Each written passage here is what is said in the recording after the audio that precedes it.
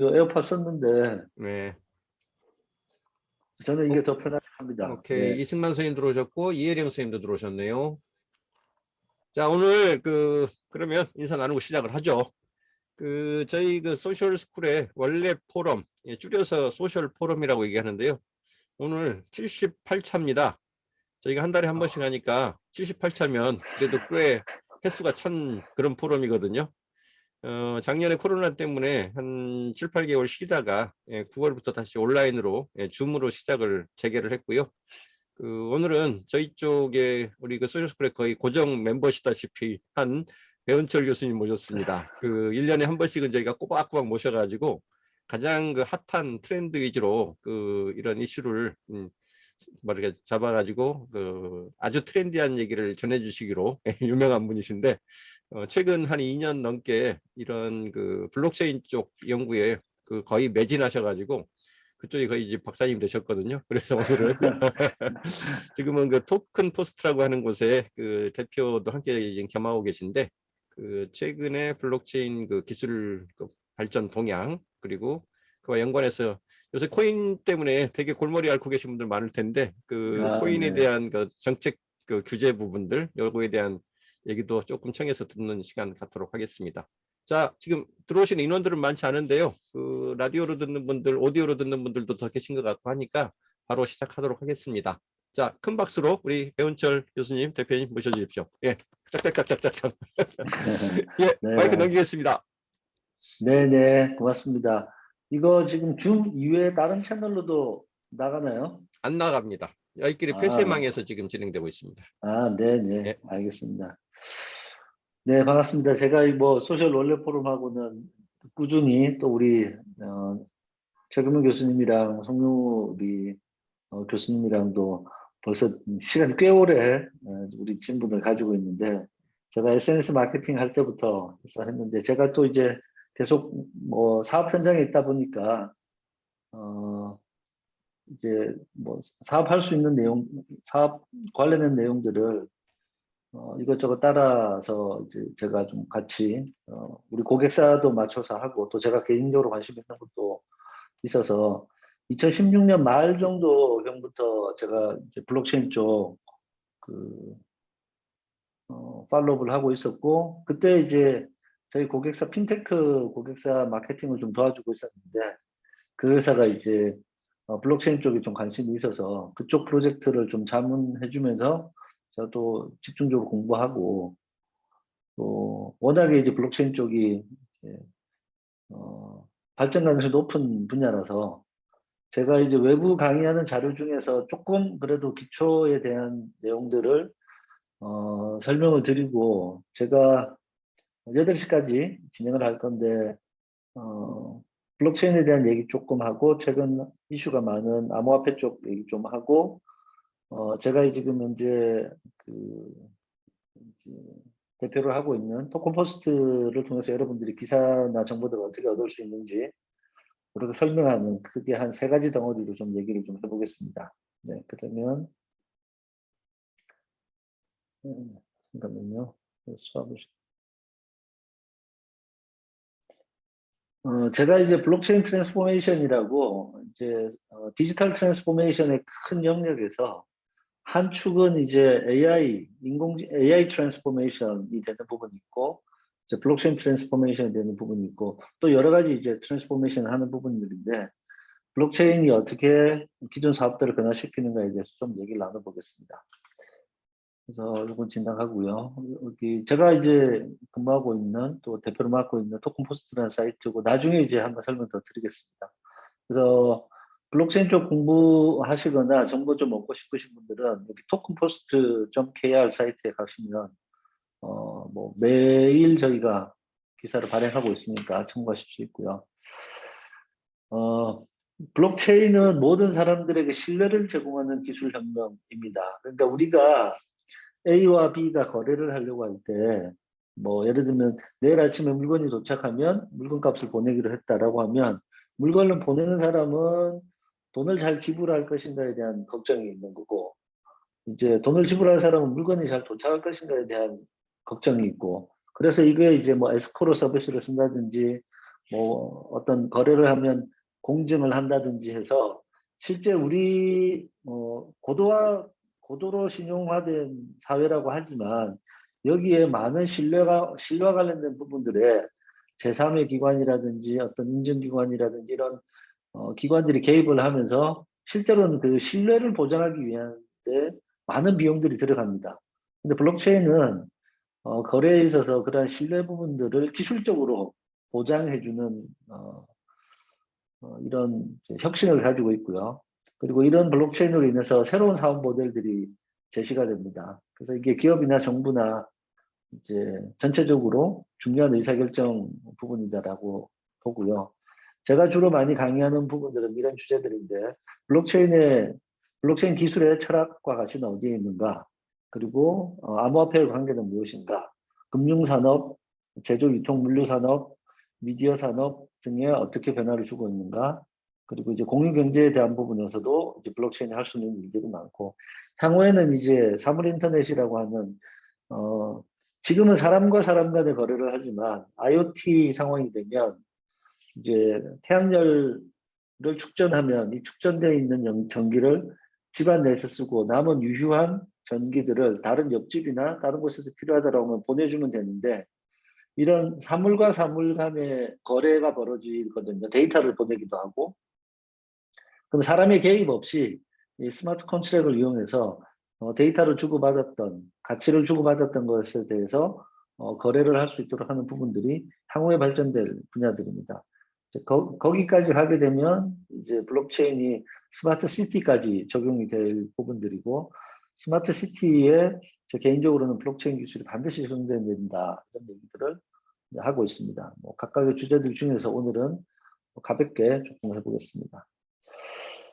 가트너는 이 블록체인 스펙트럼을 4단계로 분류했는데 여러분들 뭐 잘 아실 겁니다. 이제 인터넷 오브 인포메이션에서 정보의 인터넷이 2010년 정도까지, 우리가 흔히 알고 있는 인터넷은 정보의 시대였죠.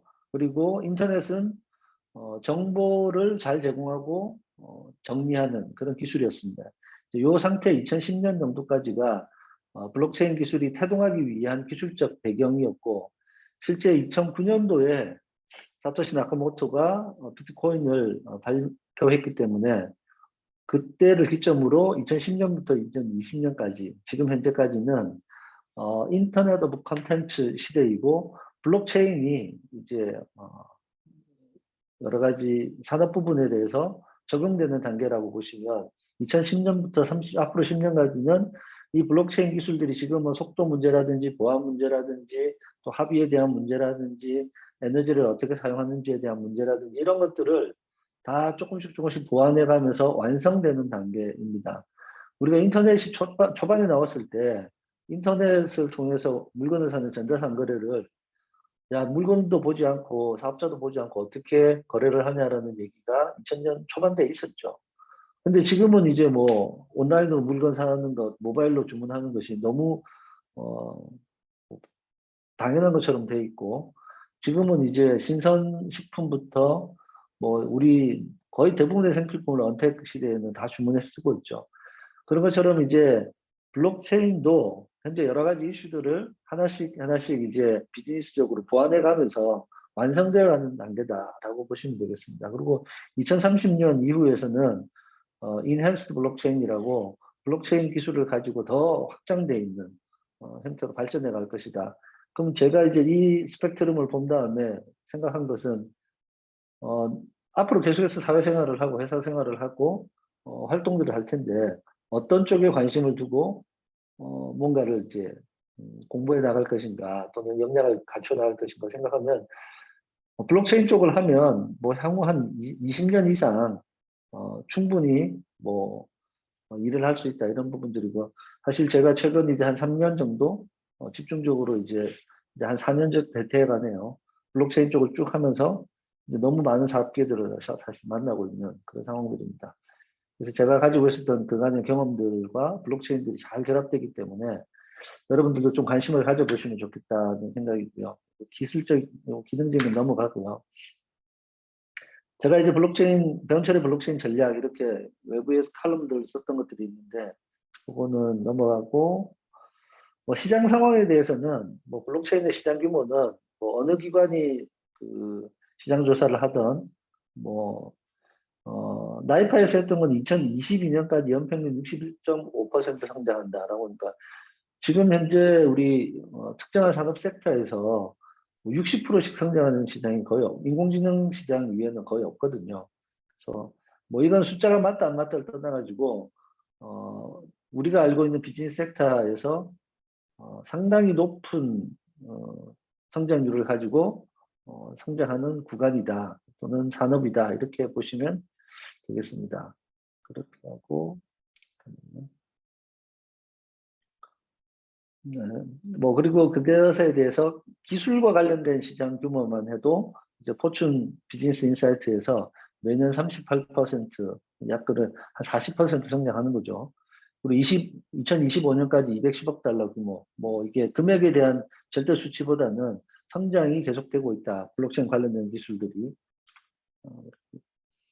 요건 또 재밌는 게 뭐냐면 가트너에서 만들었던 건데 2023년까지 매년 2조 개의 상품과 서비스의 이동과 추적을 지원할 것이다 라는 부분들인데 이제 블록체인은 상품의 유통 부분들을 계속해서 추적을 합니다. 생산지에서부터 어떤 단계의 유통을 거쳐서 최종 소비자 단계까지 가는지를 그 이제 중요한 시점마다 이제 기록을 하게 돼 있고 우리가 이제 택배 이제 신청하고 나면 지금 택배가 어디까지 가 있는지 이제 상품 번호 넣고 조회해 보면 위치 알 수 있지 않습니까? 지금 이 정도.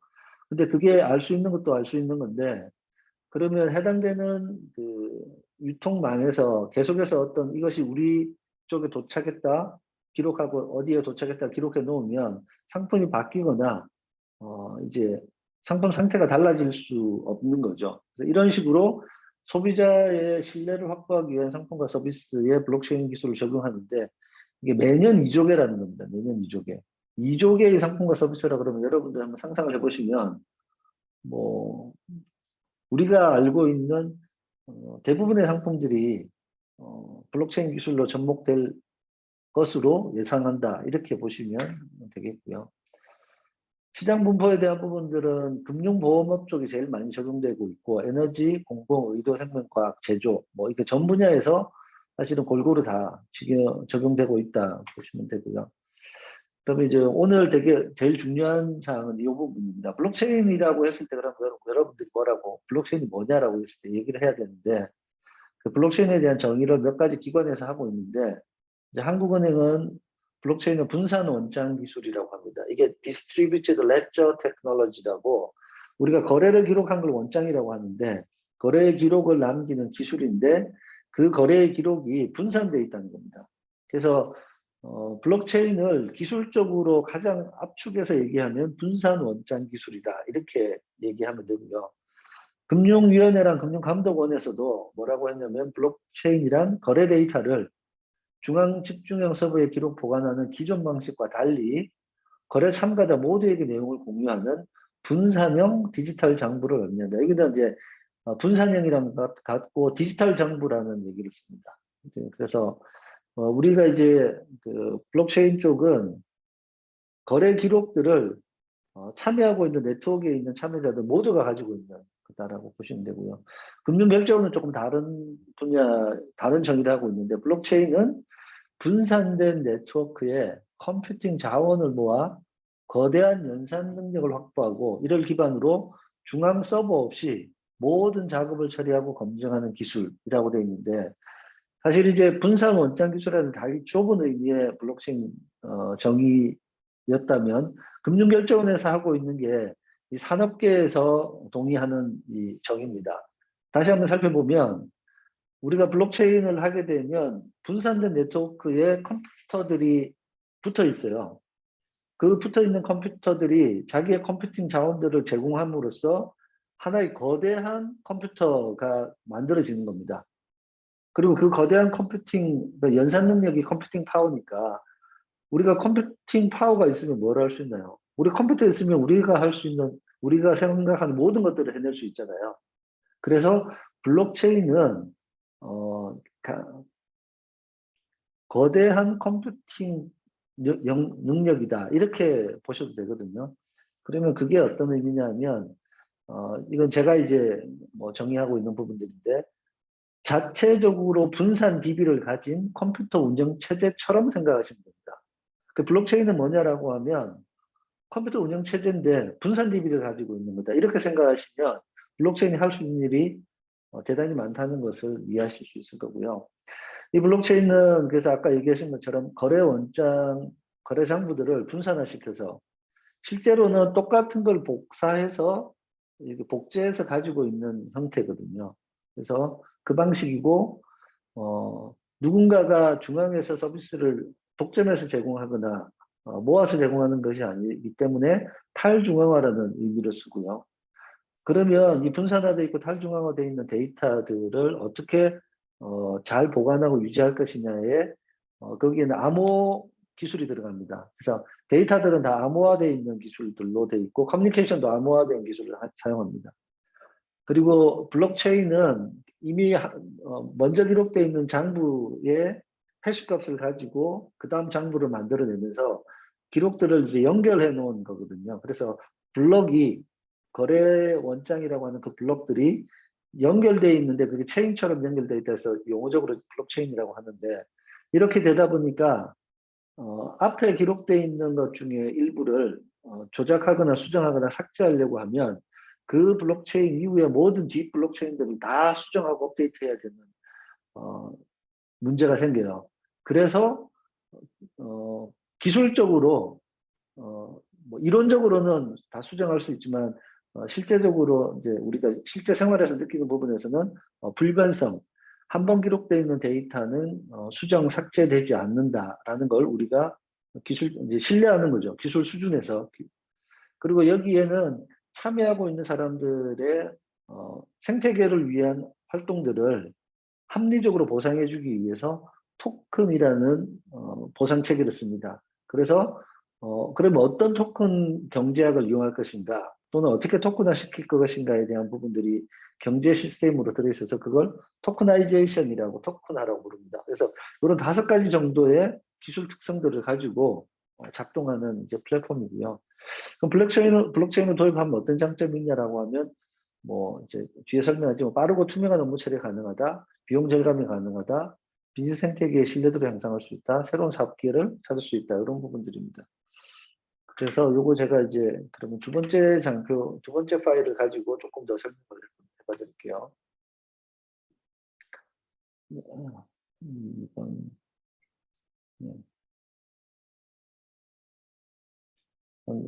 뭐한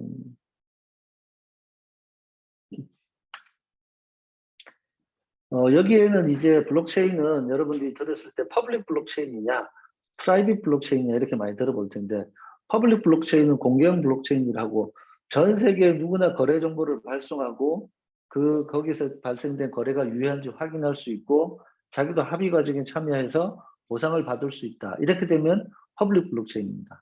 일반적으로 완전히 탈중앙화된 시스템이고 우리가 많이 부르는 비트코인, 이더리움, 이오스 등등의 글로벌 블록체인 프로젝트는 이런 퍼블릭 블록체인이고요.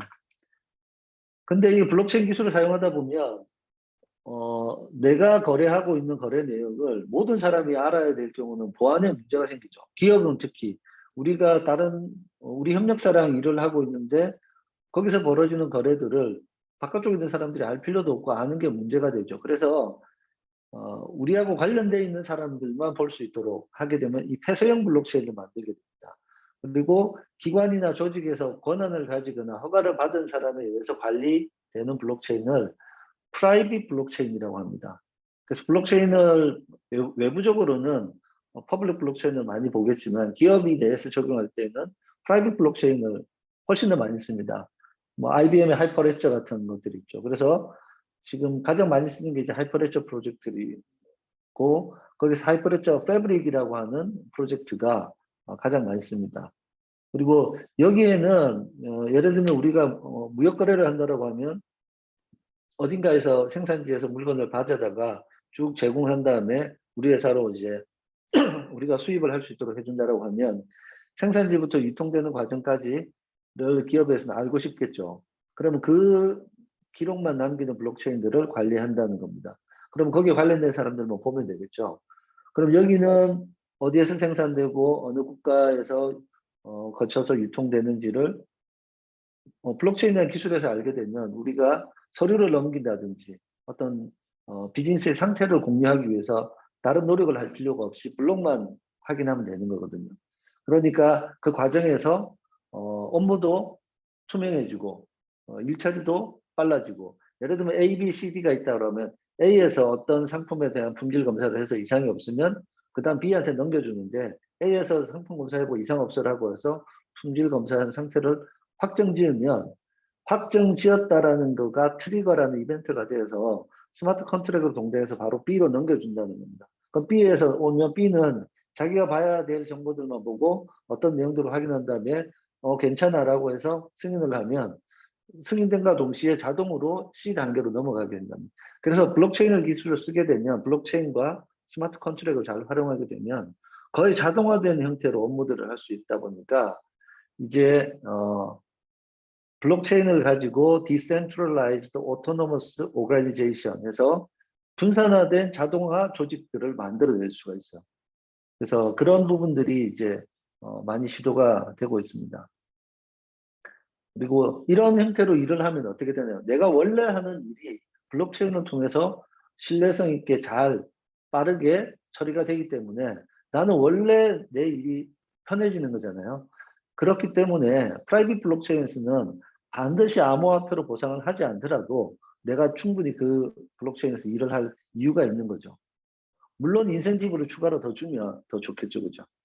그렇지만 요거 프라이빗, 퍼블릭 프라이빗 이런 거에 대한 개념들을 좀 알고 있으면 좋겠습니다.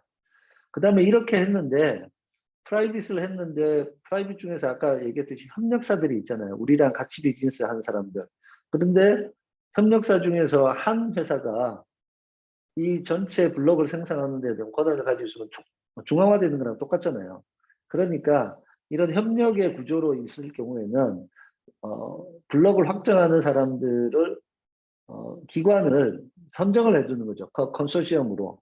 그러면 미리 정해진 노드에 의해서 블록을 생성할 수 있도록 하는 것이어서 컨소시엄 블록체인이라 부르고, 퍼블릭 블록체인과 프라이빗 블록체인의 중간 형태의 모습입니다. 이렇게 하는 부분들도 최근에 되게 많이 이제 이용하고 있습니다. 용어적으로는 그렇고요. 그리고 아까 제가 앞서 설명했던 네트워크에 연결되어 있는 거대한 컴퓨팅 자원을 이용해서 어떤 일 처리를 할 수 있다는 겁니다. 거래와 관련되는 것뿐만 아니라. 그러다 보니까 이 위에서 자기의 특정한 업무에 맞는 애플리케이션을 만들어낼 수가 있습니다. 그러니까 비즈니스 모델에 따라서 특별한 어플리케이션을 만들고 그 어플리케이션이 생산하는 중요한 기록들을 블록체인에 쓰게만 하면 된다는 거죠. 그래서 이게 D앱이라고 만들었는데, 여기까지 오시면 어떻게 생각하시면 되냐면, 블록체인이 안드로이드나 iOS나 같은 하나의 운영체제, 분산형 운영체제, 아까 제가 앞에서 설명했던 자체 분산된 DB를 가지고 있는 운영체제라고 얘기했던 것처럼 운영체제라고 생각하시면 됩니다. 여기에 앱이라고 하는 애들이 자기 비즈니스에 따라서 우리가 이제 안드로이드나 iOS 위에 뭐 메일 앱도 만들고 메신저 앱도 만들고 뭐 뉴스 앱도 만들고 여러 가지 앱을 만들어서 그 기능들을 다 사용하는데, 그 밑에는 안드로이드나 iOS를 쓰고 있는 거 아닙니까? 그런 식으로 앱들이 만들어지고, 이제 이런 것들을 이제 이더리움이라는 애가 이제 비트코인하고 다른 형태로 앱에서 자체적으로 토큰 이코노미를 생성할 수 있도록 확장해 줌으로써 폭발적으로 성장을 하고 있습니다.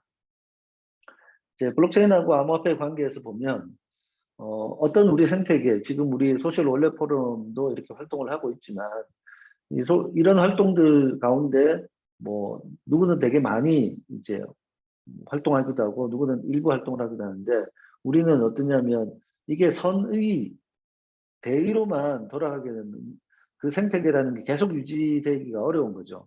그렇기 때문에 이 네트워크 또는 생태계 활성화에 기여하는 참여자들한테 합리적인 보상을 해주면 좋은데, 그게 암호화폐라는 거고, 비트코인에서는 비트코인을 거래하는 사람들의 거래 내역을 모아서 우리가 장부를 기록한다고 하잖아요. 거래를 기록해서 이런 거래 내역이 우리 네트워크에서 진행됐어요.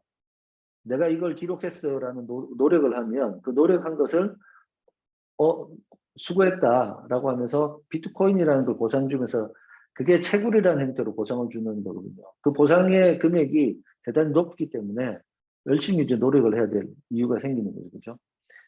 그래서 블록체인 프로젝트에서는 생태계에 참여하는 참여자들한테 어떤 형태로 보상을 해줄 것인가, 어떻게 합리적인 형태로 보상해 줄 것인가를 설계하는 것이 너무너무 중요합니다.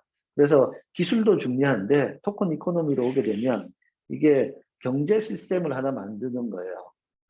그래서 지금 이제 청년들 층에서는 뭐가 있냐면 게임 설계를 하던 친구들이 블록체인에 오게 되면 이런 토큰 이코노미 설계를 아주 잘합니다. 게임에 가보면 게임이 기본적인 어떤 이런 최근에 이제 나오는 게임들을 보면 그 안에서 자체적인 생태계를 가지고 있거든요. 어떻게 활동을 하면 어떤 아이템을 획득하고 그 아이템하고 다른 아이템을 결합하면 또 다른 아이템을 만들 수 있고 내가 많이 가지고 있는 아이템은 교환소에 가면 그걸 팔고 그거 현금화되어 있는 걸 가지거나 아니면 또 다른 아이템으로 바꿀 수 있고 하는 경제 시스템들이 다 갖춰져 있어요.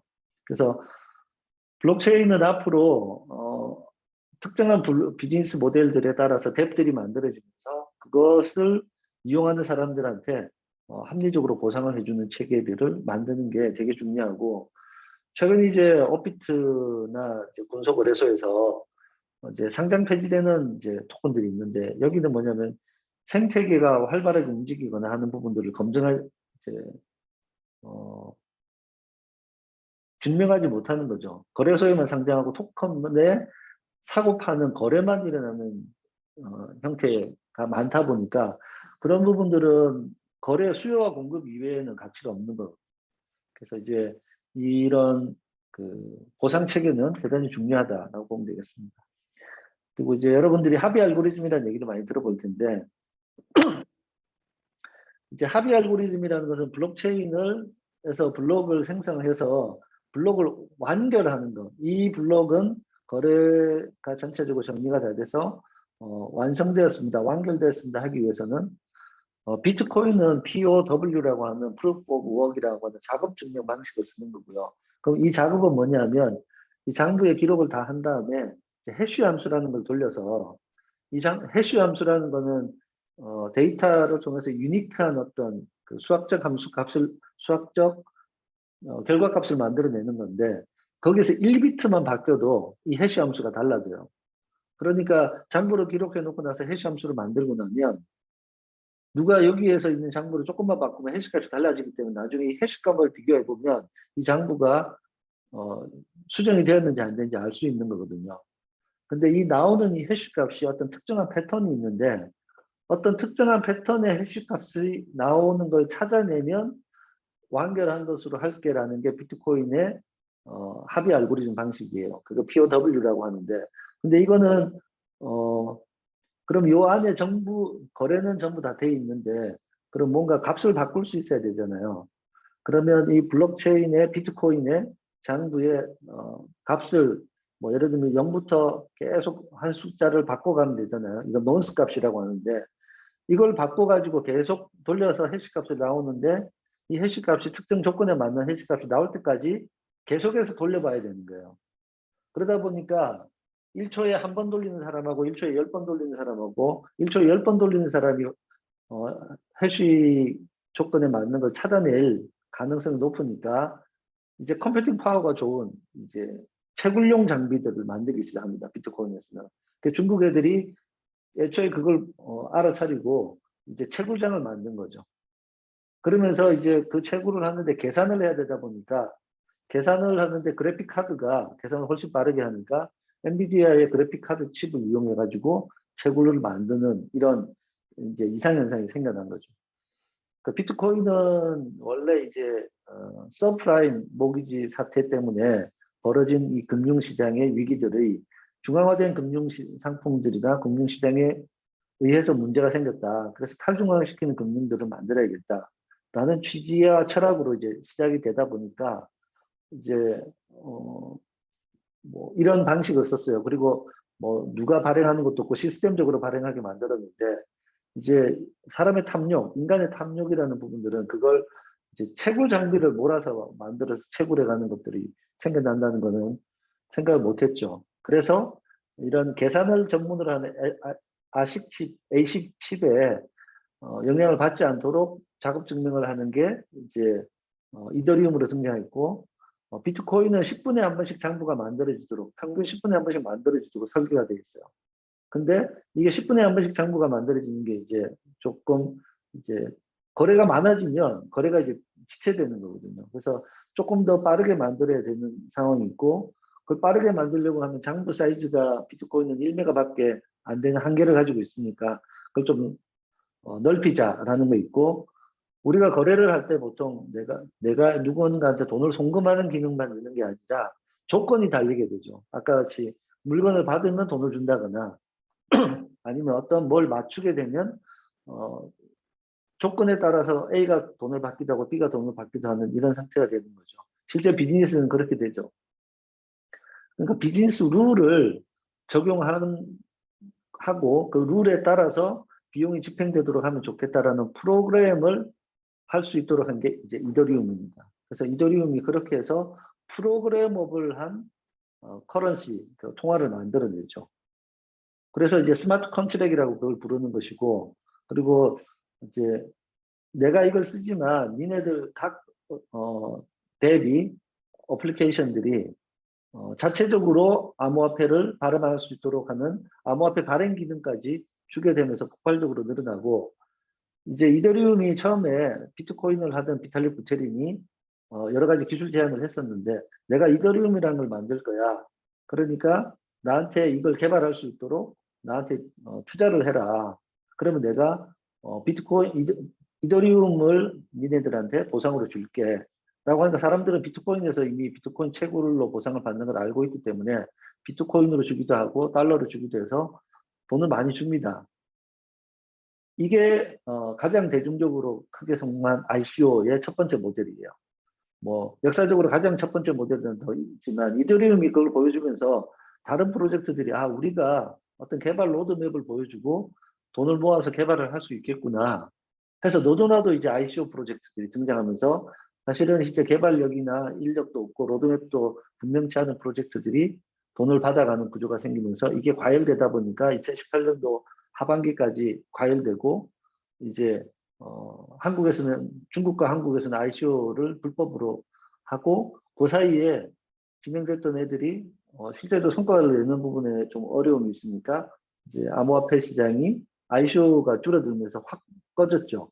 그러니까 이제 다른 프로젝트들은 거래를 시켜야 되니까 거래소 상장이라는 형태로 IEO라고 하는, 사실은 이제 우리가 IPO 주식 증권시장에 상장하는 것처럼 돼야 되는데, 이제 사업 실체가 없이 백서만 가지고 이제 청사진만 가지고 돈을 받는 구조. 그러니까 ICO가 무너지니까 거래소로 빨리 상장해서 거래를 시켜야 되니까 IEO라는 용어가 등장하면서 이렇게 갑니다. 합의 알고리즘에서 제가 조금 더 얘기를 드렸는데, 네, 아까 이제 얘기했던 POW라는 부분이고, 뭐 간단하게만 용어적으로만 알고 계시면 될 것 같고요. 그리고 이 POW라는 게 컴퓨팅 파워를 잡아먹고 이제 전기를 많이 쓰는 문제들이 있다 보니까, 그럴 게 아니라 그 생태계 내에 지분을 가지고 있는 사람들은 자기 생태계를 망가뜨리는 의사결정을 하지 않을 거니까, 지분을 가진 사람들이 지분에 따라서 투표를 하고 합의를 하자. 그래서 Proof of Stakeholder 해서 지분 증명이라는 방식을 씁니다. 그 지분 증명을 쓰면 사실 빠르게 처리할 수도 있고 합리적이죠. 이거는 정치적으로 따지면 뭐냐면 직접 민주주의입니다. 투표권을 가진 모든 사람, 네트워크에 있는 자기 직원을 가진 모든 사람들이 투표를 하는 방식이거든요. 근데 이렇게 하다 보면 어떻게 하냐면 또 이제 모든 사람이 투표하는 거에 대한 부분들, 그 일정 부분 이상의 사람은 투표하는 걸로 하는 거죠. 그리고 이제 초반에 지분을 많이 가진 사람이 있다 보니까, 그러면 지분을 초반에 많이 가진 사람들이 항상 어떤 의사결정에 유리한 상황이 되다 보니까 이거는 블록체인이 원래 가지고 있던 부익부 빈익빈이나 평등한 사회를 이렇게 지향하는 바하고 좀 다르니까 뭐가 나오냐면 위임 지분 증명이라고, 우리가 국회의원을 뽑아서 국회로 보내서 법을 만들고 하는 것처럼 나는 나 대신 이 사람한테 내 지분을 위임하고 그 사람이 투표에 참여하고 의사결정 블록을 생성하는데 권한을 줍니다라고 해서 DPoS라는 방식이 있습니다. 크게는 작업증명, 지분증명, 위임 지분증명을 한 이 형태를 가장 크게 쓰고 있고, 이더리움은 지금 POW라는 작업증명 방식에서 POS라고 하는 지분증명 방식으로 바뀌어 나가서 이더리움 2.0으로 전환되는 중에 있습니다. 이런 사항들을 기초적으로 조금 알고 계시면 될 것 같고요. 네. 그다음에는 이제 여러분들하고는 이제 이 정도에서 이제 암호화폐와 관련된 사항들을 조금 말씀드려보면, 이제 비트코인도 그렇고 이더리움도 그렇고 자기 이제 암호화폐를 생태계에 있는 사람들 줍니다. 그러면 비트코인은 시스템적으로 총 2,100만 개만 발행하도록 돼 있고, 이게 4년 21만 개의 블록이 생길 때마다 보상을 해주는 비트코인의 양이 반으로 줄어듭니다. 제일 처음에는 50비트를 줬었고요. 그게 25비트로 줄어들고 12.5비트로 줄어들었고 지금 이제 이런 식으로 줄어들거든요. 그게 10분마다 하나씩 블록이 생성되니까 21만 개의 블록이 생성되는 게 약 4년마다 되는 거고, 이게 반감기라고 해서 쭉 계속 줄어드는 그런 방식으로 합니다. 그러면 우리가 통화를 생각해 보면 작년하고 올해 이제 코로나 문제로 정부에서 돈을 많이 풀었잖아요. 그냥 돈을 찍어서 그냥 뿌려주는 거잖아요. 그러면 작년하고 올해 이제 부동산 버블이 생기고 주식시장으로 몰려가고 암호화폐 시장으로 몰려가는 이유는 뭐냐면, 돈을 이렇게 많이 뿌리면 돈의 가치가 떨어지는 거죠. 인플레이션이 발생하는 거거든요.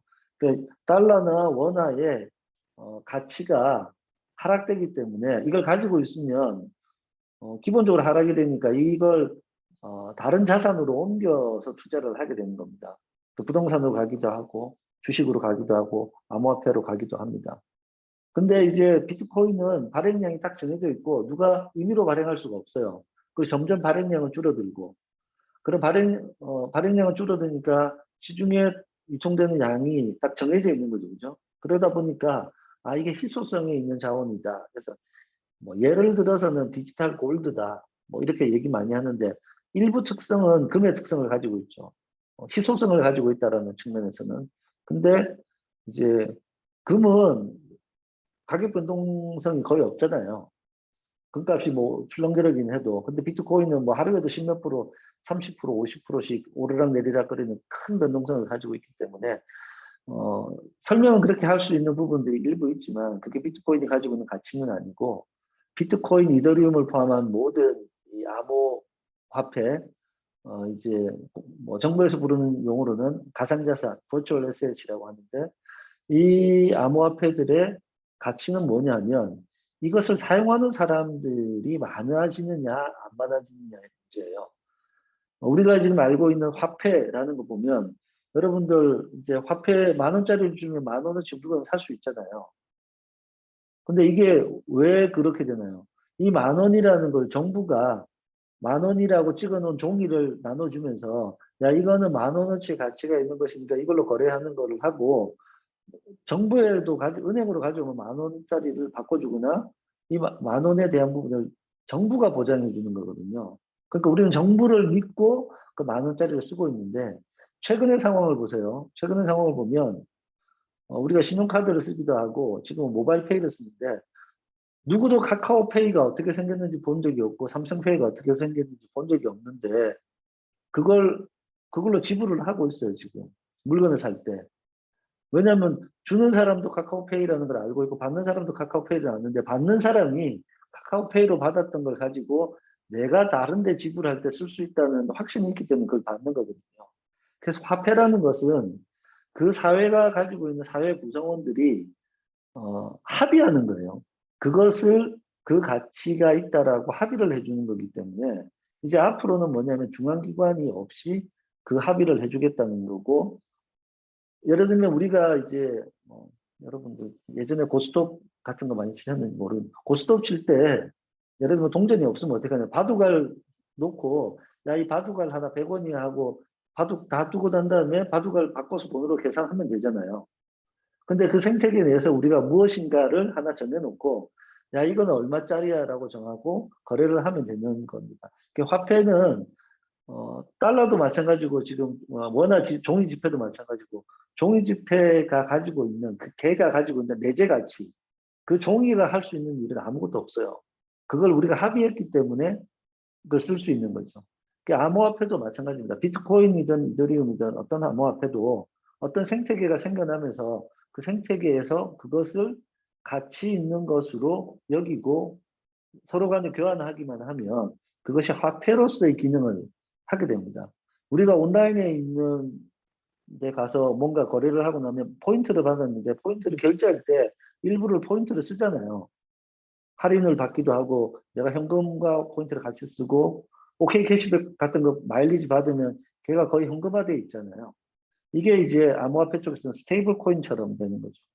그래서 암호화폐가 가지고 있는 건 변동성이 크기 때문에 이런 거죠. 내가 비트코인을 받았는데 비트코인 하면 지금 너무 크니까 저거죠. 어떤 ABC 암호 코인을 받았다고 쳐요.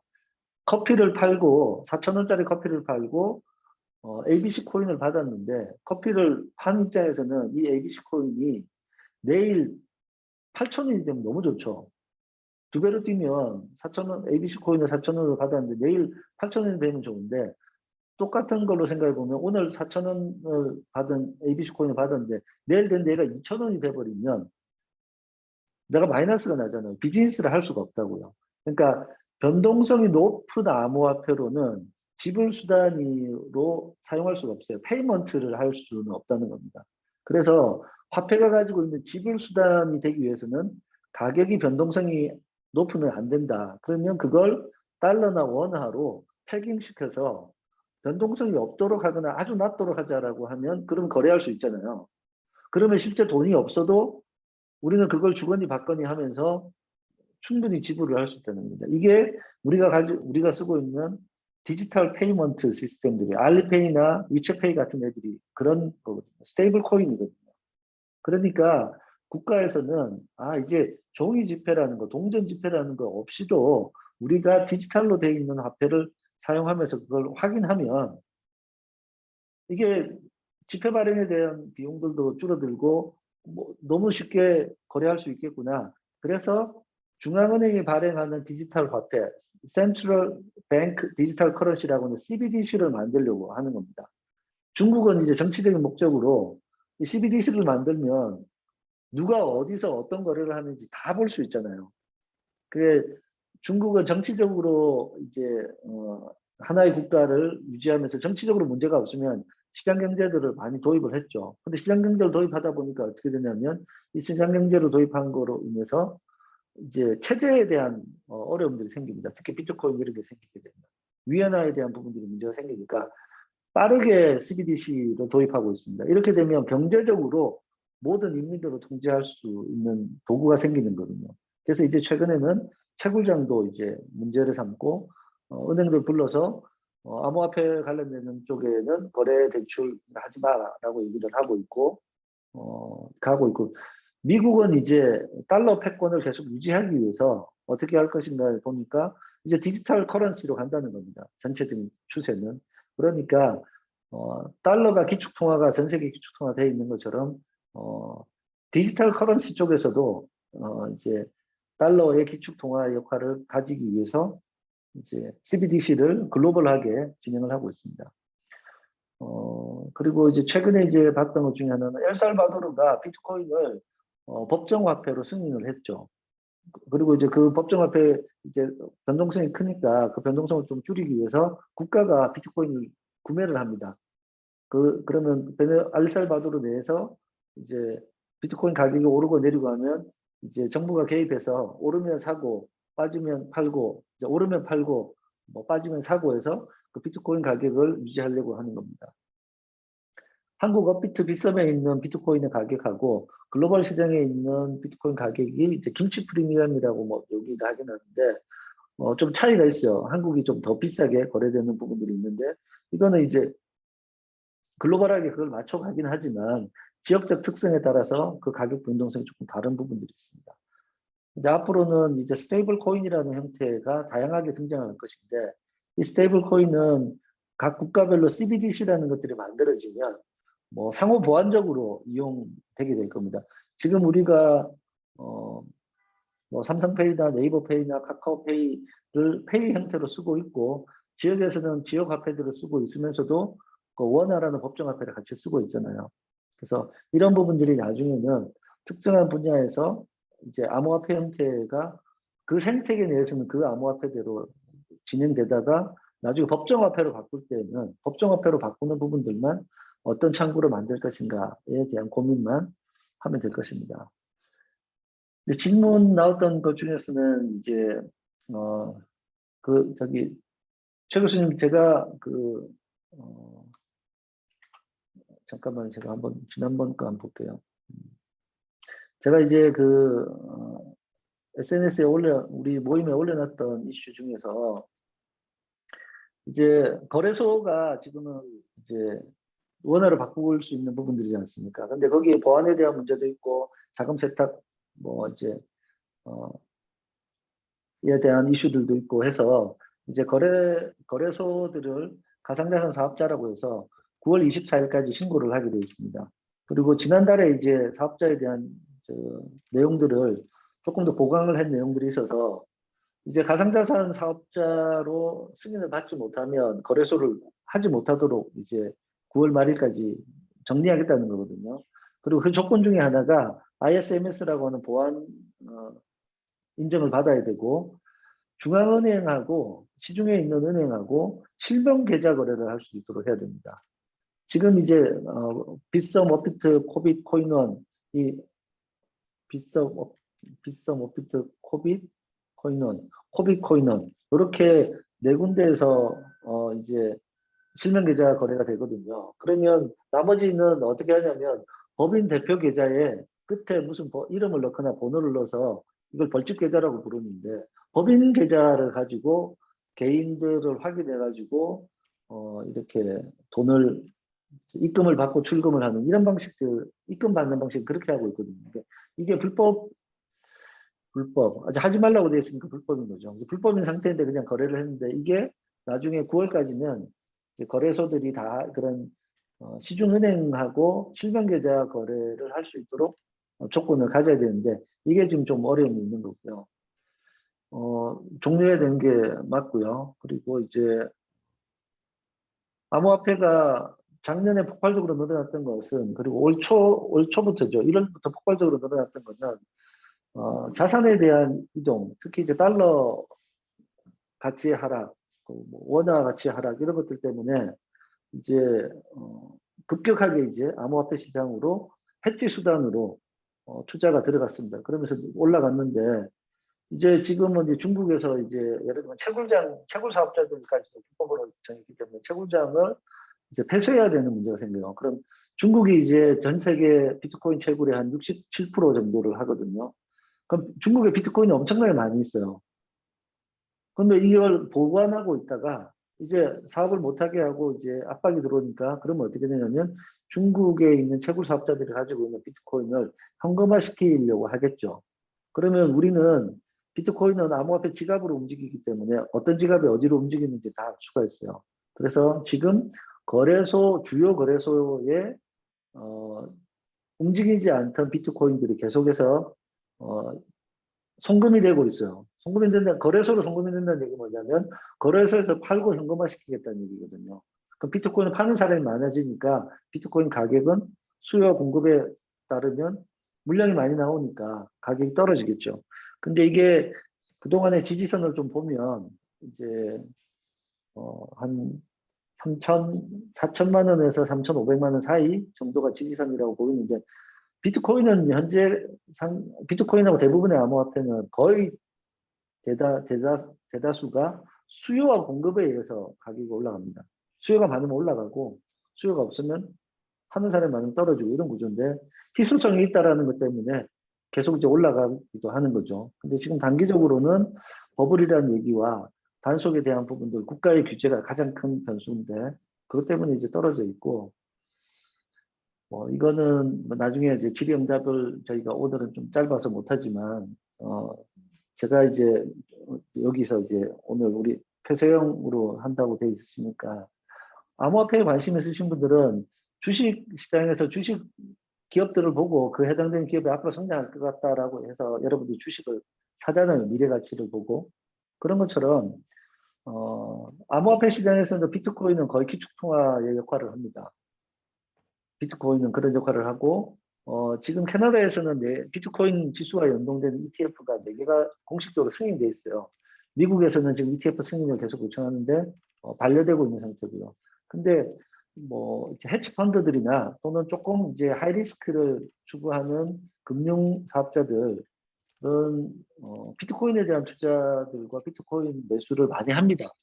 이제 달러에 대한 해지 수단으로 이제 하고 있거든요. 그러면 이 기관들이 어떤 일정 부분을 보유하게 되면 비트코인이 그걸로 나오지는 않거든요. 그래서 점점 제도권 내에 있는 전통 금융시장에 이제 리스크 자산에 투자하는 펀드들이 비트코인에 투자를 하고 있기 때문에 어느 날 갑자기 비트코인이 뭐 문제가 될 그런 상황들은 아니고 블록체인 시장이 커지면 커질수록 비트코인이 해야 될 역할들이 많아요.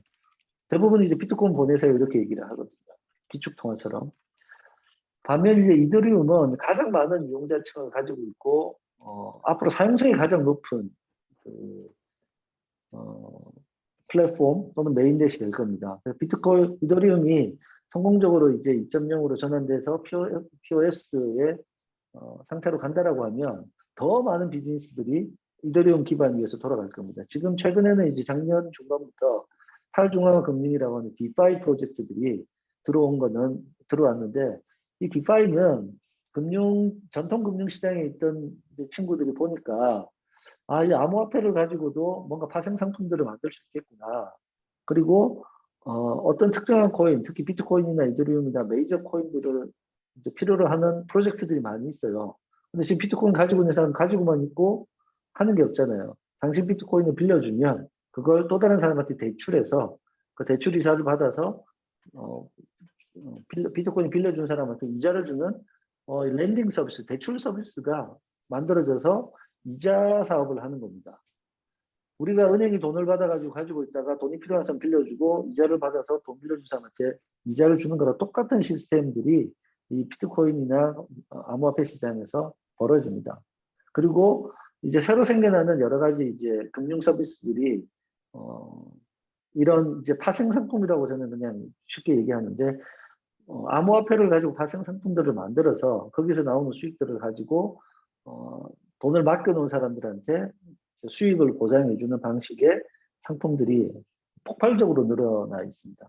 폭발적으로 늘어나 있고 저희가 이제 9월 달에 디파이를 기반으로 이제 컨퍼런스를 개최할 건데 이제 지금 기존의 상품을 가지고 있는 이제 전통 금융시장에서 가지고 있는 상품 이외에 충분히 다양한 파생 상품들이 만들어질 수 있다라는 부분들이 있고요. 지금 이제 우리 최 교수님이 주신 질문은 페이스북이 추진했던 리브라, 카카오 시장에서 올렸던 클레이튼 같은 코인은 이제 어떻게 보냐면 리브라는 이제 거의 이제 원 계획이 이제 진행이 안 되고 거의 많이 접었습니다. 그 첫 번째 리브라 프로젝트를 하다가 리브라는 전 세계 단일 암호화폐를 만들겠다는 목표였어요. 25억 명의 이용자를 대상으로 리브라의 그러니까 페이스북 생태계에서 리브라를 쓰도록 하겠다는 건데 전 세계 25억 명이 쓰는 화폐는 각국 정부에는 치명적인 어떤 위협으로 다가옵니다. 정부에서. 그래서 뭐 미국을 비롯해서 이제 못하게 했죠. 그래서 리브라 2.0이 나올 때는 어떻게 했냐면 우리가 각국 통화에 기축 통화에 패깅되는 법정 통화에 패깅되는 스테이블 코인을 만들게 미국은 달러, 뭐 한국은 원, 일본은 엔, 뭐 유로는 유로 이런 식으로 니네들 국가에 맞게 내가 해줄게라는 건데 이 컨셉이 그냥 CBDC예요. 근데 각국은 CBDC를 하고 있습니다. 그리고 페이스북은 지난 대선에 데이터를 팔아먹고 대선에서 영향을 미쳤다는 그런 미국은 대단히 강한 부정적 인식이 있어요. 페이스북은 믿을 수 없는 회사다. 우리 데이터를 팔아서 돈을 버는 회사다라는 인식이 되게 강하고 지금도 이제 광고로 엄청나게 많은 돈을 벌고 있긴 하지만 기업 이미지는 신뢰할 수 없고 철저히 감시해야 되는 회사라는 이미지를 가지고 있기 때문에 이런 통화에 대한 부분들을 해결할 수가 없어요. 그래서 리브라라는 이름으로 안 되니까 작년에 이제 DM이라는 이름으로 바꿨습니다. DM이라는 이름으로 바꿨는데 이게 이제 나쁜 짓 하고 신분 세탁하는 거랑 똑같아가지고 이름 바꾸고 신분 세탁하는 거라 아주 제가 안 좋게 봅니다. 근데 지금은 이제 어떻게 되면 해외는 거의 다 철수를 했고 미국 내에서 이제 미국은 지금 올 2월 달에 각국 이제 미국에 있는 은행들한테 스테이블 코인, 달러와 연동되는 스테이블 코인을 발행할 수 있도록 하는 가이드라인을 내려줬습니다. CBDC를 하기 위한 그 전초전 단계로.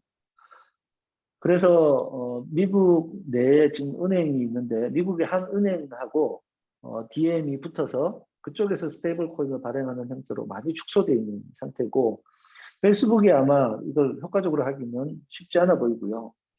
여담으로는 페이스북은 오큘러스 그 VR 헤드셋을 가지고 있으면서 계속 그동안 뭐냐면 자체적인 VR 생태계, 지금 용어로는 이제 메타버스라고 하죠. 그래서 페이스북은 지금 메타버스의 세계에 지금 예전부터 많이 이제 투자를 하고 몰빵을 하고 있습니다. 특히 이제 언택 시대가 되면서 이 메타버스 세상이 확 달라졌죠. 그래서 우리가 대면 세상에서 비대면 세상으로 왔다가 언택이라는 데 있었죠. 비대면 세상에서 온라인 컨택을 했는데 그러면 코로나가 끝나면 다시 대면의 세상으로 가냐? 그게 아니라 지금 줌처럼 너무 편하잖아요.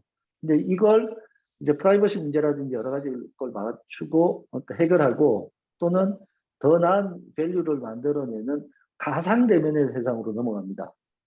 지금 이제 메타버스는 이 가상 대면이라는 세상으로 넘어가고 예를 들어 보면 이제 엔터테인먼트 분야, 예를 들면 SM이나 BTS 이런 애들이 보면 예전에는 전 세계를 글로벌 공연을 투어를 다녔잖아요. 근데 거기 가면 예를 들면 공연 입장료가 예를 들면 10만 원이다. 10만 원인데 뭐 5만 명 들어올 수 있다. 근데 지금은 이제 온라인으로 그 라이브를 하면서 랜선 라이브를 하면서 입장료는 5만 원을 하고 옛날에 10,000명이 들어오는 거를 10만 명이 들어오게 할 수 있어요. 그러니까 실제 낮은 티켓 비용으로 더 많은 사람을 모을 수 있고 자기네들은 비행기, 항공료, 호텔 체제비, 스텝 이동 비용 뭐 이런 온갖 코스트가 엄청나게 들어가던 비용들을 거의 안 쓰고 그냥 할 수 있어요. 그러니까 코로나가 좋아지면 다시 투어를 다니기는 하긴 하겠죠. 근데 예전보다 훨씬 더 다른 형태로 할 것이고 더 많은 형태의 내용들을 할 겁니다. 그래서 이번에 이제 애플이 WWDC 발표할 때 팀쿡이 나올 때 나오는 장면이 온라인으로 진행되는데 이 아바타들이 다 관중 속에 앉아서 박수 치는 형태의 모양들이 나왔거든요. 그래서 완전히 메타버스의 세상으로 넘어가는 것이 현재 IT 기술 기업들이 가지고 있는. 그래서 게임하는 회사들이 게임 생태계 내에 롤을 하든지 월드 와우를 하든지 그렇게 하는 것처럼 자기네 메타버스 세상에 이용자들 다 들어와 가지고 아바타 만들어 가지고 활동하도록 하는 것이 그들의 이제 목표로 가고 있고 그 안에서 이제 그러면 메타버스 세상에서도 뭔가 결제를 하고 거래를 해야 되잖아요. 게임에서 하던 게임 머니 같은 것들이 이 크립토 머니로 하기 너무너무 좋은 거라는 거죠. 그래서 그쪽 시장으로 이제 넘어갈 겁니다. 클레이트는 최근에 이제 바이낸스에 상장한다고 제가 들었는데 클레이트는 지금 국내 뉴스랑 해외 뉴스랑 이런 것들이 있는데 이슈가 지금 되게 많습니다. 그라운드X를 카카오에서 계속해서 끌고 갈 것이다라는 얘기도 있고 접을 것이라는 얘기도 있고 지금 상장을 한 걸로 봐서는 좀 뭐 더 가겠지만 카카오 내에 클립이라는 암호화폐가 있습니다. 별도로. 암호화폐 가보시면 여러분 클립에 몇 개가 들어와 있어요. 이미 여러분. 카카오 쓰시는 분들은 암호화폐 지갑이 다 만들어진 상태인데 이 클립과 클레이하고의 관계가 지금 아주 지금 불안정한 상태입니다. 그래서 뭐 많이 투자를 하려고 하겠지만 클레이트는 좀 모호하다. 그리고 뎁은 합성어인데 Decentralized Application이고 일반 앱과 차이가 이용자 단에서는 뎁을 일반 이용자 단에서는 차이를 못 느끼실 겁니다. 그 하부단의 인프라가 블록체인이 사용되는 것이고 그 안에서 이제 암호화폐의 토큰 이코노미가 이루어지는데 이게 뎁이 더 발전하면 여러분들은 일반 이용자들은 이게 iOS 앱인지 안드로이드 앱인지 그 밑에 블록체인이 붙었는지 여러분들 앱 쓰면서 이 밑에 안드로이드가 OS로 붙어있어 이렇게 생각하고 쓰시는 분 없잖아요. 그런 것처럼 나중에는 그냥 썼는데 보상받고 내가 뭔가 활동했는데 보상이 생기고 그걸 마치 화폐처럼 쓸 수 있는 그런 세상들이 오게 되는 그런 상황입니다. 그리고 올 상반기 코인 시장은 지금 이제 국내에는 이제 거래소 특검법에 대한 거래소 부분 때문에 이제 많은 코인들이 상장 폐지가 될 거고요. 하반기에 저희가 이제 이런 암호화폐 프로젝트들을 살펴볼 수 있는 신뢰할 만한 정보들, 그리고 또 그런 정보들을 주식시장의 다트처럼 전자공시 시스템을 공시해야 되는 그런 공시 시스템들을 지금 현재 준비를 하고 있습니다. 토큰포스트에서. 또 이제 토큰포스트하고 협력하는 곳에서 뭐 별도 법인으로 할지 지금 고민하고 있는데, 그런 서비스가 등장하면 그 서비스에 가서 여러분들이 이제 주식 투자할 때 기업 재무제표 보고 매출 현황 보고 투자하는 것처럼 할 수 있는 인프라를 제공하려고 지금 준비를 하고 있습니다. 그리고 이제 암호화폐 투자하실 때는 이제 백서라고 하는데 사업이 정말 말이 되는지 꼭 살펴보시고 투자를 하셔야 되고, 거래소는 군소거래소에서 거래를 하게 되면 이제 실제 현금을 찾지 못하는 경우 이미 많이 생겼기 때문에 비썸 워피드 코인, 코빅 코인원 이 정도 실제 거래 실명 계좌를 만들 수 있는 정도 급에서 일단 먼저 하시고, 지금 최근에 보니까 이제 업비트는 K뱅크하고 연결돼 있어가지고 K뱅크 계좌 만들면 K뱅크에서 업비트로 바로 입금을 할 수 있게 돼 있으니까 한번 그렇게 작게 한번 시작을 해보셔도 좋을 것 같고, 뭐 네, 그 정도 상황들이고, 이제 NFT라고 하는 대체 불가 토큰인데 이제 이거는 무슨 의미가 있냐라고 하면 제가 가지고 있는 10,000원짜리랑 뭐 송 교수님이 가지고 있는 10,000원짜리 이게 막 교환해도 가치가 달라지지 않잖아요. 근데 실제 지폐에는 시리얼 넘버들이 붙어 있어서 걔하고 얘는 구별이 됩니다. 근데 10,000원어치 쓰는 데는 문제가 없는데, 우리가 이제 미술품 같은 걸 수집하게 되면 수집을 했는데 내가 소유하고 있잖아요.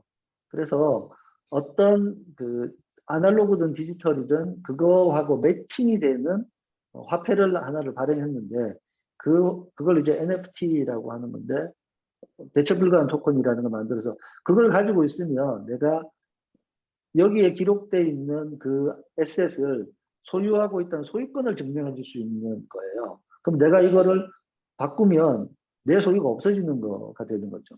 그래서 이 NFT라는 거는 암호화폐 시장이 충분히 커지고 난 다음에 이제는 뭔가 미술품이라든지 예술품이라든지 이런 것들을 거래할 수 있겠구나라는 환경적인 부분이 되다 보니까 기술적인 정의는 이미 그 전에 돼 있었고요.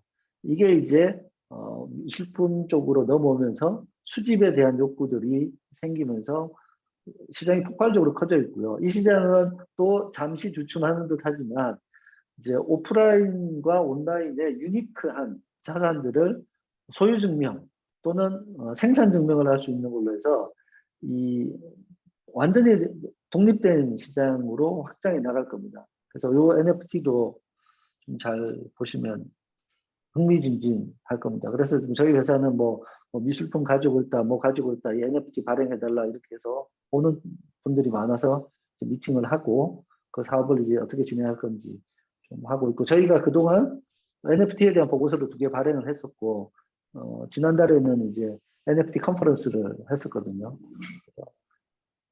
블록체인과 관련되어 있는 여러 가지 이런 키워드들을 좀 관심을 좀 더 가지고 보시고, 뭐 암호화폐 투자라는 측면에서도 뭐 있겠지만 블록체인의 기본적인 본질을 조금 이해하시면서 세상을 바라보면 당연히 이제 앞으로 그런 식으로 넘어가겠구나를 이해할 거고, 그쪽에서 여러분들도 여러 가지 기회들을 찾으실 수 있을 것 같습니다. 네, 제가 강의로 진행하는 내용은 이 정도까지 하시죠. 예.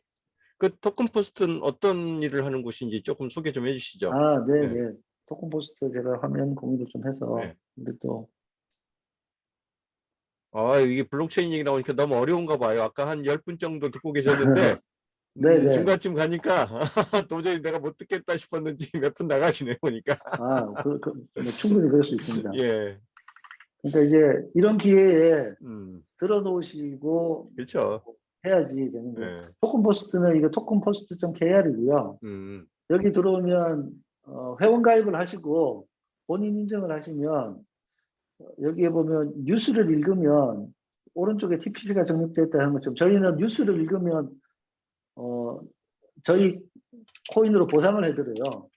우리 쪽에 와서 뉴스를 읽는 행위 자체에 대해서 저희가 감사하다는 것으로 보상을 해드리고요. 예를 들면 여기서 링크를 복사하면 자기만의 고유 링크가 만들어지거든요. 그러면 제가 뭐 우리 이제 단톡에다가 예를 들면 이거를 한번 참고로 이제 복사를 해보면 요 끝에 이제 보면 아티클 뒤에 이제 코드 넘버가 달려 있거든요. 자기만의 코드. 그럼 이거를 이제 클릭하시면 마이 페이지에서 이제 여기 한번 누가 한번 클릭해 봐 주실래요? 송 교수님 여기 최 교수님이나 제가 링크했던 거 이거 클릭하면 제가 여기 보면 네. 제가 기사를 읽어서 0.5가 됐고요. 바로 반영이 안 될 수도 있는데 여기에 지금 이용 내역에 보면 기사 제가 공유한 거를 보고 누가 들어오면 제가 2포인트씩 받아요. 네, 왜냐면 공유를 한 거고 우리 기사를 공유하고 그분이 공유한 기사를 통해서 들어오면 그분한테 저희가 보상을 해주는 방식이거든요. 그러니까 기사를 읽고 그리고 공유하고 댓글을 쓰고 이런 모든 것들이 저희 토큰 포스트 내에서는 채굴이라는 행위로 보상을 해드려요. 보상을 해드리는 방식으로 되어 있고 이 밑에 이제 여기 보시면 자본시장연구원에서 이런 걸로 냈다라고 하면 저희가 온체인에 블록체인 내에 저희 기사를 원문 그대로 다 넣어 놓습니다. 그러니까 보통 이제 그 가짜뉴스 문제들이 생기는 건 뭐냐면 기사 써놓고 나중에 삭제하거나 기사 내용을 일부러 수정을 임의로 해버리잖아요. 근데 우리는 이걸 블록체인 내에 기록을 해서 우리가 쓴 기사는 이렇게 신뢰를 유지하겠다. 그래 나름 미디어도 다 기사를 블록체인에 기록해라, 니네들.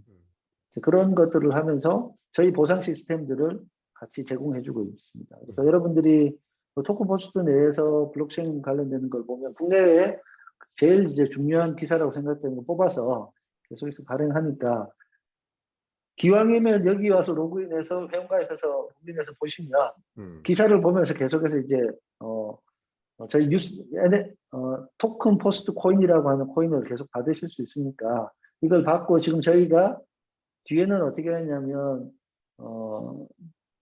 TPC는 스테이블 코인이에요. 1포인트가 1원으로 매칭이 되는 거고 그다음에 이걸 이제 여기 교환소에 가면 저희 이제 교환소에는 뉴스라는 걸로 교환이 됩니다. 지금은 저희가 하도 이제 뭔가 거래를 해달라고 그래서 작은 데에다 거래해놨는데 지금 많이 떨어져 가지고 뭐 27원인데 이게 240원까지 갔었어요. 그랬는데 이게 이제 메인으로 가긴 갈 건데 여기 거래소에서 교환되는 저희의 변동성이 있는 코인은 뉴스라는 코인입니다.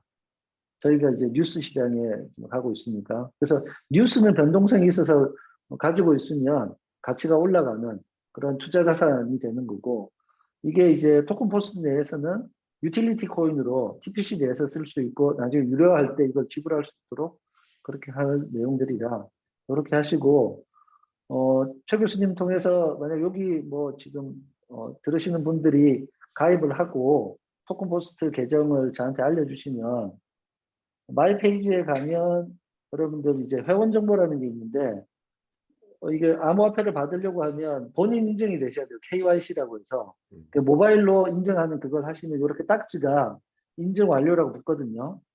이렇게 붙은 상태에서 자기 밑에 등록되어 있는 이메일 있잖아요. 이걸 저한테 개인톡으로 주시면 제가 뉴스를 좀 이렇게 보내드리도록 하겠습니다. 뉴스가 일종의 그러면 코인 이름이 되는 건가요? 맞습니다. 뉴스가 아니, 코인 이름입니다. 비트코인, 이더리움 같은 저희 코인 이름이 뉴스입니다. 네. 그러면 이제 조금 가지고 계시면 잊어버리고 있으면 나중에 올라갈 겁니다. 나중에 그리고 이제 이게 한번 써보셔야 되니까 그렇게 써보시면 될 것 같습니다. 국내 어디 언론사 쪽에서 좀 관심 있어 하는 데들이 좀 있나요? 재밌을 것 같은데 그 가짜 뉴스하고 식별할 수 있는. 제가 2월 달에 오고 나서 5군데 메이저 언론사를 만났고요. 네네. 그래서 설명해드리고 적용하라 그러고 한데 이제 그들은 이제 계속 눈치를 보는 거죠. 네네. 그래서 뭐 만나서 얘기하자고 하는 데는 다 얘기해 줍니다. 이렇게 하셔야 된다고. 네. 오케이. 좋은 데 있으면 소개시켜 주시면 같이 좀 볼게요. 네. 네.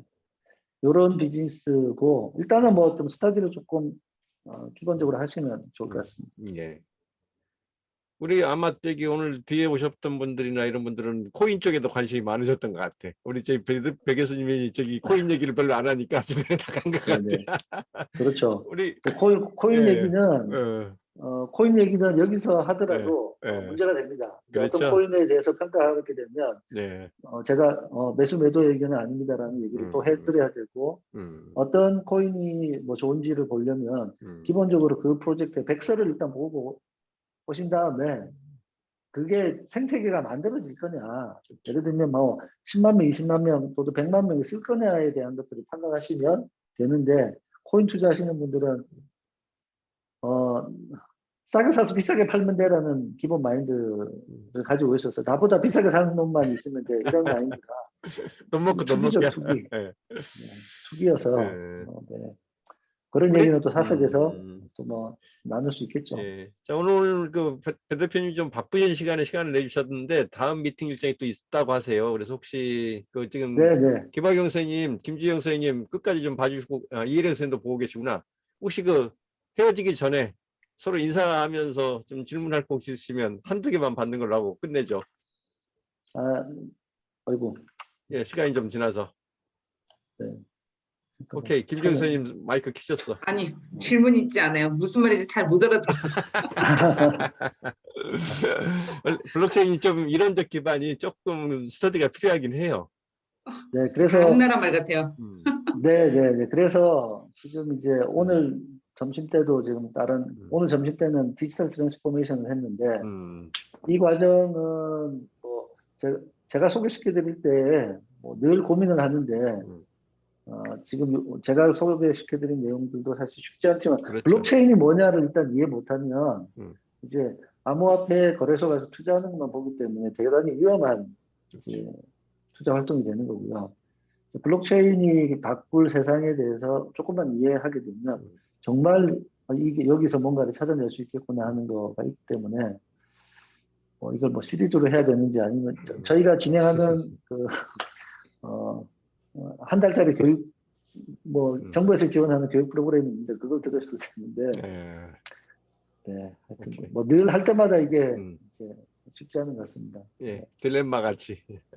저는 코인에 좀 투자해서 일을 봐가지고 약간 이제 관심도 있고 또 향후에 또 변화가 어떻게 될지 굉장히 깊은 관심이 있는데 저 예전에 핀테크 회사에 투자도 했었어요.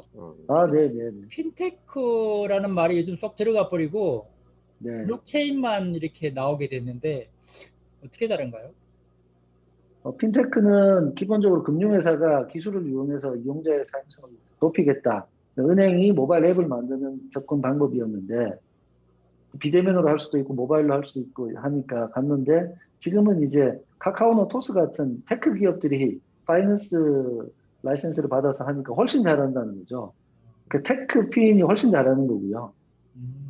네. 그런데 그러니까 핀테크 시장이라는 부분들은 이제 되게 애매해진 거죠. 금융권들이 뭘 잘하는 게 없으니까. 근데 카카오나 뭐 삼성이나 뭐 토스나 이런 회사들이 기술을 가지고 금융에 대한 것들을 오픈뱅킹으로 좀 열어주니까 너무너무 편하고 뭐 이렇게 재미있는 기획들을 많이 해서 만들어내거든요. 뭐 이렇게 뭐 알 받기 이런 것도 포인트 중에 하나인데 알을 모아서 다시 또 적립하게 해주고 하는 이런 발생 상품들을 훨씬 재밌게 만들어내고 있어서 핀테크라는 용어가 이제 조금 이제 구닥다리처럼 약간 느껴지니까 그쪽으로 가지 않고 이제 디파이라고 하는 금융, 이제 암호화폐 탈중화 금융 쪽이 사실 좀 부각이 되는 그런 시장 상황에 와 있습니다. 네. 요새는 테크핀이라는 말을 더 많이 쓰더라고요.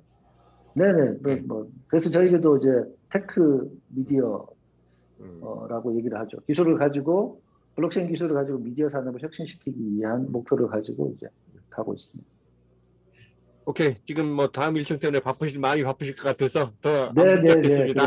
네, 알겠습니다. 듣는 분들도 좀 많이 줄어서 이거 나중에 네. 아마 뒤늦게서 지난번에 배운철 대표님 뭐 하셨다면서요. 좀 듣게 해줘요. 아마 이런 분들이 분명히 많이 생길 거예요. 네, 제가 뭐 하여튼 또 뭐 언제든지 또 필요하시면 제가 네. 또 다음에 또 한 번 더 AS로 한 번 더 오케이, 하겠습니다. 고맙습니다. 예, 네, 오늘 시간 고맙습니다. 내서 감사하고요. 감사합니다. 수고하셨습니다. 고맙습니다. 네, 고맙습니다. 네. 감사합니다. 자, 네. 우리 소셜 포럼은 매달 한 차례 마지막 주 목요일 날 하는 거니까요. 다음 달 그 일정 잡아서 제가 또 한번 공지하겠습니다. 그 너무 이제 그 IT 쪽 이야기들을 좀 많이 한 것 같아 가지고 조금은 그 좀 생활적인 측면들 이런 것도 좀 다뤄보려고 해요. 지금 다음 달 7월 지금 그 섭외를 한 2분 정도 지금 제가 조율을 하고 있는데 아마 더 재밌는 그 여러분 요새 그 제일 뭐 맞죠? 그 기본소득 특히 코로나 관련해서 그 이게 뭐 지원금 관련해서 그런 얘기들을 많이 들으실 텐데 그 아직도 기본소득의 개념을 잘 모르시는 분들이 많은 것 같아 가지고 다음 달에는 그 기본소득에 대한 그 개념을 국내에서 가장 쉽고 잘 설명해 주는 친구를 하나 모실까 생각 중이에요 지금. 그래서 미리 예고 삼아서 좀 말씀드리니까요. 그 기억해 두셨다가 예. 다음 달 마지막 주 목요일은 언제냐? 예, 29일이네, 29일. 7월 29일. 예, 그때 또 예, 기회 되면 같이 뵙도록 하겠습니다. 예, 끝까지 함께 해주셔서 감사하고요. 예, 오늘 목요일이니까 내일 또 해피불금 봐주시기 바랍니다. 자, 여기서 헤어지시죠. 송 교수님 하실 말씀 있어요? 아니요, 됐습니다. 예. 예, 우리 김양희 선생님, 바이바이. 예. 예, 우리 예대 선생님도 끝까지 들어주셔서 고맙습니다. 오늘 78차 예, 소셜스쿨 포럼은 예, 여기까지 해서 마무리하고 다음 달에 다시 뵙겠습니다. 예, 고맙습니다. 다음에 뵐게요. 종료합니다.